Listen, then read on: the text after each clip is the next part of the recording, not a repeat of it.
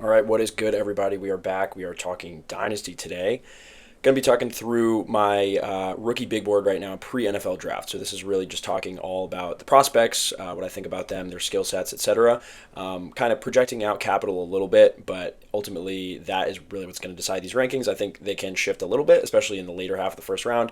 But really just going to talk through the prospects today, what we're thinking about in terms of how they win, where our concerns are, and then kind of take it from there. So as you see, our guy on the screen right there, Jeremiah Love, clear 101 this year. Do not overthink it. Even in Superflex, this is how we're going to be talking these through also. So Love, I don't care. That Mendoza is going to be the 101. I'm taking Love 101 regardless. I don't really care the landing spot. If you look at him right, like I would encourage you to watch his film or his highlights. It's very, very fun to watch. He's a super explosive guy, just total freak. Checks really every box you want to check as a running back. Coming into the draft, he's insanely productive. He is super young, coming out incredibly athletic. He ran a 4.36 at the 40, which is faster than Bijan and Saquon ran. And in terms of where he's going to land, right, I don't really care just because of how good he is. I think my least favorite spot would be Tennessee at 4, even though it would be crazy draft capital. They're just not set up as well on the offensive line front, even though it could be fun.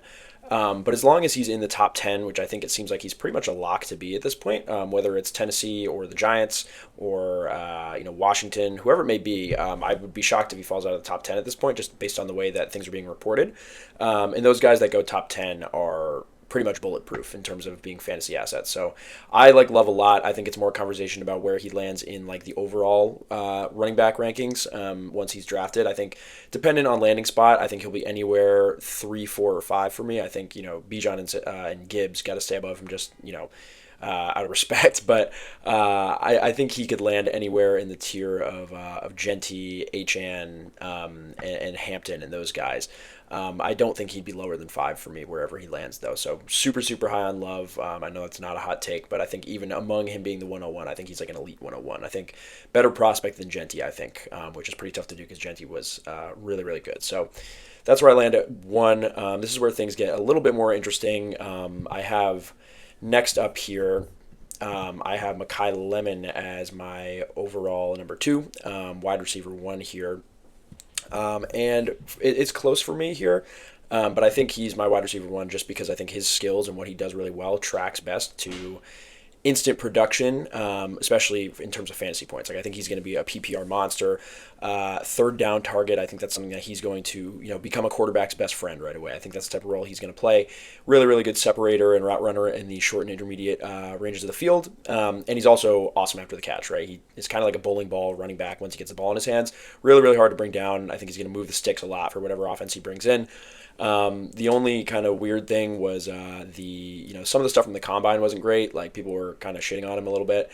The interview stuff was weird. He had a couple like weird moments in the drills. I'm choosing not to care about that right now. He probably just got some bad advice on how to I don't know, look at his press conference. It was really strange. If it ends up impacting his draft capital, I will definitely reassess. But for right now, I don't care about that. So just wanted to put that out there too. But definitely interesting to see, to say the least. But I really like Lemon. I think he's going to translate pretty immediately. I think he could be like, out of these top receivers, I think he's probably going to be the best in year 1, in my opinion. Which takes me to my wide receiver 2, Carnell Tate, who honestly at this point is very close to Lemon for me. I'm like very back and forth about who I prefer out of those two. And with Tate, like he's just super smooth, right? Like I don't know if any of you guys are basketball fans. I'm a basketball fan. And one thing is like, Paul George, he always plays really smooth and his mixtapes are always set to like smooth jazz music. I feel like that should be what the Carnell Tate highlights should be set to. Like he's just such a fluid route runner, is so skilled at using leverage down the field and like making the DBs just look silly back there. Really good route runner. And he's going to win down the field too, which I think is a really valuable asset. Like you can throw him a deep ball. He's also really good at the catch point. I see like a lot of Devontae Adams in him, just in the way that he's like a very, very fluid operator at the wide receiver position, like going to translate well into the pros, just in terms of the way that, he wins on the outside. I don't care that he was slow in his 40. That doesn't really historically matter for wide receivers. It matters how you play in pads. I don't know if, everyone, I hope you remember the fake hype on Xavier Worthy, Matthew Golden, guys like that ran fast but aren't actually good at football. Tate's the opposite, and you just see it, in pads, it's different. So I don't care about that. And he's just a really fluid operator at the wide receiver position, can be absolutely like a prototypical X guy, your wide receiver 1. And I think he's going to get drafted fairly high, definitely first, maybe top 10 type of guy. We'll see where he lands, but for right now, he's my wide receiver 2 behind Lemon and really not far behind him at all. And I know everyone talks about these top 3 receivers kind of as like the top tier of guys. I think I would have like Lemon and Tate as kind of the 1A tier and Tyson kind of by himself in the 1B. He's definitely the highest upside receiver in this class. I don't doubt that. I am just a little bit lower on him. I have been kind of the whole time. People have been kind of lowering as well, just because based on how things are playing out. And it's a lot of it is the injury stuff for him, man. Like it's a little scary. He only played more than 9 games once in college, so that's a little bit of a red flag. He's got even still has lingering soft tissue stuff, and it's like the season's been over for a lot of months, man. Like we gotta figure that out. But he wasn't able to do anything at the combine. He didn't even do anything at his pro day. He had a scheduled pro day, and he did not even do any drills or testing or anything. Because of like this nagging hamstring injury.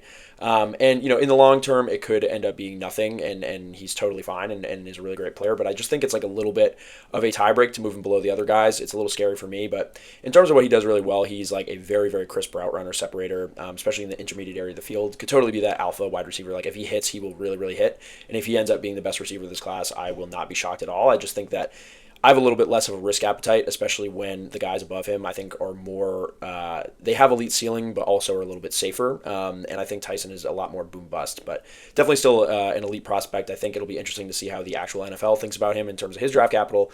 He's obviously going to still be a first round pick, but we'll see how high he goes and where he lands. But yeah, a little bit below Lemon and Tate for me. Next up is Fernando Mendoza, QB1. He's the only guy where we do know where he's going. He will be going number 1 to the Raiders unless something crazy happens. I like Mendoza. I think that, I wouldn't be upset in a super flex setting if you did take him as high as 2. If you're really quarterback needy, I get it. But I don't know. I'm not as sold. I think he's like a fine quarterback prospect. He's the clear 101 in a very weak quarterback class. That's kind of what it comes down to. His weapon here is like he's a really accurate quarterback. He's going to get the ball out on time, on target. And yeah, so that's what you're going to have there. I think, you like him coming into a good coach with Clint Kubiak. Outside of Brock Bowers, he has really no one to throw to as of now. And I think in terms of like fantasy points go, the rushing upside is very capped, and I don't know if he's going to run a lot in the NFL. So I think he's going to be closer to more of like a pocket passer, elite accuracy guy, and just kind of like a middle of the road type of quarterback. So again, wouldn't hate if you went up to 2. I have him here at 5. I debated even having him at 6. Because again, quarterbacks are just such a valuable asset in Superflex, but. Yeah, I think he's just kind of an average quarterback prospect. But with that said, though, I think he is absolutely, clearly the QB1 in this class. Do not believe any of the bullshit coming out about Ty Simpson this past week or two. I don't really know what that's about. But Simpson stinks, and I will stand on that. If he ends up going in the first round, which he probably will because teams always talk themselves into quarterbacks, someone like the Browns or the Dolphins who have multiple picks will probably take him with one of their later first-round picks or something. He's not good, man. You watch him in college, like any big game, he crumbles. He's just, I'm all set on that guy. So I don't know what all that discourse is about. Mendoza's clearly QB1, but I think in terms of where he slots in the NFL, he'll just kind of be like a middle-of-the-road guy, which, again, nothing wrong with that. If you're a quarterback-needy team, you should be happy taking him. I just wouldn't expect kind of the elite ceiling that you'd get out of someone like a Josh Allen, Lamar Jackson, the guys like that. At number 6, we have my tight end 1, Kenyon Sadiq. He is an athletic freak, right? So one thing that is kind of interesting to see as you're scouting your dynasty rookies is that in terms of combine stuff, it matters not a ton for most position groups, but tight end, there's a really strong correlation between guys who test really well at the combine at tight end and who succeeds in the NFL. And it makes sense, right? Because it's like an athletically kind of demanding position. Usually those athletic mismatch guys are the ones that really pop in the league. So for Sadiq, right, he's 6'3", he's 250. He ran a 4.39 40, which was the fastest tight end 40 ever, which is insanely impressive. So I think he's going to be a matchup nightmare at the next level. He's going to be way too fast for linebackers. He's going to be able to big body the DBs that they try to put on him. So I think if he ends up in the right scheme with the right kind of creative coach, it'll be a really awesome fit. And I would consider putting him all the way up to even 4 on this list. I'm a big fan of his. The one concern I do have is the blocking stuff. He's not an awesome blocker, and while blocking doesn't score as fantasy points, blocking for a tight end is important because you need to stay on the field. If you can at least block passably, that will get you the lion's share of those snaps, which will keep you on the field, which gets you more targets. So that's what we're interested in. But I think Sadiq, he's clear with tight end 1. He should be a first round pick. We'll see how high up he goes. But I'm a big fan of him, and I think he should succeed at the next level. Number 7 is Casey Concepcion. He is my wide receiver 4. I think he's kind of in like a little mini tier by himself here. He's definitely my clear 4. I've risen on him a lot. I think just watching him play, he's an inside out guy and he can win both outside and in the slot. He did both in different stops in college, both at NC State and A&M. Was really, really productive this year. And he got a lot of carries this year too, which I thought was interesting. He had 70 carries throughout college, which is not a nothing number. He's touching the ball a lot out of the backfield. So I imagine that's something that a team will probably see and want to take advantage of a little bit, even if it's just like a little addition to his fantasy value. I think it's an interesting one there. But crisp route runner, he's really twitchy, and big fan of Casey here. Just kind of, I think he should be probably a mid to late first round pick. I imagine will likely be fourth receiver off the board, but I think after kind of those top 3 in whatever order they go, we could see a lot of shake up in terms of how the actual NFL teams prefer these guys. I think a lot of it will be more about fit than like actual talent profile, because a lot of these guys that are projected in this area play very different roles. So I think once we kind of get past this top 6, I think the 7 to 12 can change in terms of these dynasty rankings a lot. And I also think this is kind of the drop off where I might be looking to trade my pick away if I'm at the 107 or later, capitalize on that sort of draft hype. Everyone's excited about the draft. I think that it does drop off pretty considerably after Sadiq, but these guys again are still interesting, can be very valuable NFL players. A lot of them off first round draft capital. But anyways, tangent aside, I think Casey is my clear number 4 receiver here, ahead of the rest of the guys we'll talk about here. Next up is Omar Cooper. I don't think anyone has risen up draft boards more quickly in the pre-draft process than Cooper. He was kind of like the dynasty community's like sleeper darling guy in like the early offseason when like only the true sickos were looking at really anything. And now everyone's kind of come around to him, and it's crazy. It's like he's probably going to be a first-round pick at this point too, which is wild. And he, again, similar to KC, he's an inside-outside guy, but he's definitely better out of the slot. Really good after the catch. He had great missed tackle forced rates, which is really cool. Getting the like first down move the chains type of guy. He has awesome hands. I think that's probably like his best characteristic. He's not like the best separator ever, but he's really good at the catch point despite not being the biggest dude ever. And I think he's just a really solid all around wide receiver. I think in terms of like where he ends up landing, he's probably best suited to just be like a really solid number 2 wide receiver for a good offense, which can be a very valuable role. So I'm definitely high on Cooper. He's a really strong, solid wide receiver.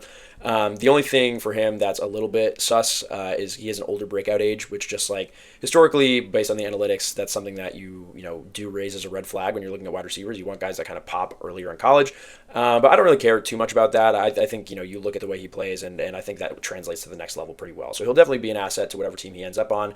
And again, we'll just have to see the draft capital, but it seems like he's pretty safely in round 1 at this point, which is crazy to think about compared to where we were on 2 months ago with him. So. Next up, we have Denzel Boston. This guy's been falling a little bit, I think. I think he'll still be a first-round pick. I think it'll just be very late in the first round. But we'll see if he slides further.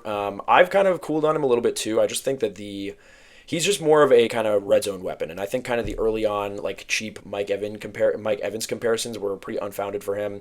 He's just not as good of a route runner, and he doesn't really separate at a high rate. Like, his metrics for that are not awesome. But again, he's a great jump ball guy. He'll win down the field, and he'll win in the red zone, which touchdowns are very valuable for fantasy. So I think Boston will definitely be most valuable if he's on a really good offense that's going to have those red zone opportunities. But we'll have to see where he lands. I think he should, again, also still be in the first round. It's a big wide receiver class. We're probably going to have 6, potentially 7, 8 in the first round. So yeah, but I think out of these guys, I'm a little bit cooler on Boston, and I have him here at number 9. Number 10, again, this guy also has been flying up boards. Same kind of rant that I had for Sadiq. How tight end testing matters at the combine, and Stowers was awesome at the combine. He ran a great 40. He was really good in the vertical jump. Was turning a lot of heads there. And my concern for him is more around the draft capital, and 2, the inline ability. So in terms of draft capital, I think he's probably a second round guy. I wouldn't be insanely shocked if a team talks themselves in the late first, but I'm not expecting it. If he gets that first round capital, he could move all the way up to number 7 on this list, I think. But I'm expecting round 2, so we'll see what happens there. But the combine definitely helped him out. But the issue with him is that he is definitely a thinner guy, not a traditional tight end in terms of build. He's actually a converted quarterback, which is kind of wild. But his thing, right, like the blocking is not good for him. So it's going to be tough for him to be an every down tight end, being on the field all the time, getting those snaps. Which again, like we were saying for Sadiq, like you need to be on the field and be able to block so that you can be there to get the targets when the team is throwing the ball. So I see him like I see a lot of similarities to like Gadsden, right? Where you see Gadsden like the super athletic tight end, but he's not playing all the snaps because he can't run block. So that's kind of the concern with Stowers, but like athletically, he'll definitely be a tough match for any defense trying to cover him. But we'll see where the draft capital lands. I would be very intrigued to see if somehow he sneaks into the first round. Again, not expecting it, but definitely a really strong tight end prospect. But definitely still behind Sadiq for me. That's not really a debate. I think Sadiq is the clear one, and the draft capital will prove that too. So we have two running backs to close it out here. First one being Jadarian Price. He's my running back two, who also was coincidentally the RB2 on his own team to Jeremiah Love, as you see above. And ironically, as you think about the way that he plays and kind of his sort of comparison, I think he honestly is just like a slightly more pared down Walmart version of Jeremiah Love, his teammate, which again is no insult at all. Like Price is a great player, Love is just insane, but he's super super explosive. He would have been a bell cow in college at pretty much any other school this year. Stuck around at Notre Dame and played behind Love. So in terms of like the red flags there, right, like the production profile is very low, but like I think there's a very clear explanation for why that is. He was efficient, just didn't have a ton of volume, and he's just a great pure runner of the ball. The one other thing that's a little scary with him is that there is very limited to no real pass catching profile for him, which is something that's scary because in fantasy you need your running backs to catch passes. That's kind of what sets them apart. Running backs that can catch passes, do it out of the backfield, are the ones that really separate and become elite. Price only had 15 receptions his entire college career, so he really has like no track record of catching passes. Again, that's not always fully predictive, right? He could come in the NFL and start doing that, but the fact that he didn't do it like at all in college, and Love didn't do a ton of it either. It was more like a function of their offense, but in terms of just watching them, like Love is a lot more fluid doing it. So if Price becomes like a pure between the tackles runner type of guy, I think that limits his upside. But he's so explosive that depending on the capital that he gets, he could be a really really impact fantasy guy here. So I'll be really intrigued to see where he goes. But he's my RB2 right now, sticking the claim there. And then last on this list, I wanted to shout out Big Mike Washington. He is my number 12, out of respect. Another combine darling. He's flying up boards right now. I think a team is going to talk themselves into him fairly early. He ran a 4.3340, which for a running back is insanely fast, especially with his build. And he had a perfect 10 on the RAS score, which is basically like an all-encompassing like athleticism metric based on a bunch of tests. So he's essentially an athletic specimen. The thing with him, right, he was very productive this year at Arkansas, but he only has one real year of big production. Granted, yes, it was in the SEC, great stuff, but he was like a low mid-major player before that, and even at those schools, like didn't really do a ton. So the worry is like, was last year a mirage? But I'm choosing to believe. I like him as a prospect. I really like the way he runs. He's powerful. He's shifty. He's obviously very fast with straight line speed to break away. And also I liked last year, he caught 28 passes at Arkansas, which again, for the NFL numbers, right, that's not a ton of receptions for a running back, but for college, that's a really strong figure. Like he was third in his team in receptions. So he's shown the ability he can catch passes. He only dropped one pass last year. So at the very least, like he can come out of the backfield, catch passes that can earn him more of a role with wherever he lands. But fumbling was an issue for him. That's something that did pop up. And especially if you are like a middle round running back type of guy, you have less of like a shorter leash and less wiggle room on an NFL roster, right? If you're coming in the game and fumbling, you're going to have a lot harder time staying on the field, which could be scary because Mike had that problem all throughout college at all of his stops. So that's a scare for me. I'd say, having him here, I think a lot of people would probably have the Jonah Coleman running back from Washington over him. I think that's kind of like consensus right now. And that could change, right? I just like Mike more as like a pure prospect. If Coleman gets a lot better draft capital, he could be like the second running back off the board. I'll definitely reassess here, but for right now, I just kind of want to plant a flag on Mike. I like the way he plays. We'll see where he gets drafted. But yeah, so that is top 12 right now in terms of the Dynasty rookie big board. Again, a lot of this stuff will change depending on draft capital, landing spots. We got the NFL draft coming up in about a month, which is really, really exciting. Would love to see where all these guys go. We can shift things around and kind of rethink and talk about things after the fact once we can actually slot them onto an NFL roster, how they're going to fit in those offenses. But I think it's also important to have these pure prospect opinions, right? Like a lot of the time, the quality of the player is going to outweigh the system. Even though the system definitely matters, you want to really understand what these guys do well, what they don't. And how that is going to translate into the big leagues here. So exciting stuff, exciting to be kind of kicking back up in full Dynasty offseason mode. And, the NFL draft, I feel like that is kind of the kickoff of the new year. We're really thinking about NFL, which is exciting stuff, man. It's coming up soon. So stay tuned. We're going to have more stuff coming forward. I'll definitely be reevaluating this stuff post-draft, like I said. But yeah, feel free to leave in the comments, your takes on these rookies, anyone you really like, anyone you really don't like, what you disagree with on this list. I'm sure you do. And yeah, so stay tuned. We'll have more content coming forward.